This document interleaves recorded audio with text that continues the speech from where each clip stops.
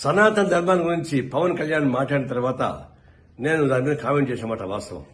అయితే నా కొటేషన్ తీసుకుని 3 పెళ్లి అని చెప్పేసి మాట పెట్టుకుని నా మీద విమర్శిస్తున్నారు. నేను దాని దగ్గరకు పోలే. సనాతన ధర్మంలో విడాకులు ఉంటాయా?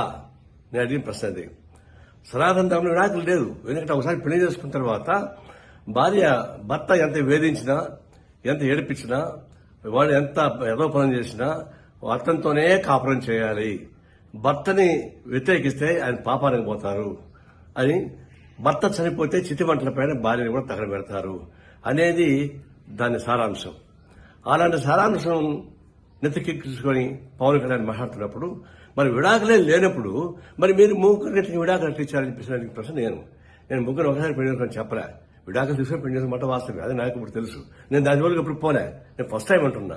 సనాతన ధర్మంలో విడాకులు లేనప్పుడు మరి మీకెందుకు అది వర్తిస్తాండి అన్న దాని మీద ఊరికి నా మీద మాట్లాడుతున్నారు. ఇప్పుడు మనం చెప్తున్నాను, అది అరాచకమైనటువంటి సనాతన ధర్మం. అది ఆ ధర్మ వ్యవస్థ మొత్తం వెనక్కి తీసుకెళ్లేటువంటి క్రూరమైనటువంటి చర్య అది.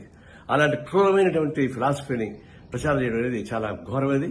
ఇప్పుడు చెప్తున్నా, సనాతన ధర్మాన్ని విమర్శించే వాళ్ళని నిన్న అరెస్ట్ చేయని చెప్పేసి పవన్ కళ్యాణ్ చెప్తున్నాడు. నేను చెప్తున్నా, సనాతన ధర్మాన్ని సమర్థించే వాళ్ళని అరెస్ట్ చేయమని చెప్పేసి చెప్తున్నా. పవన్ కళ్యాణ్ వాళ్ళని అరెస్ట్ చేయాల్సిందే.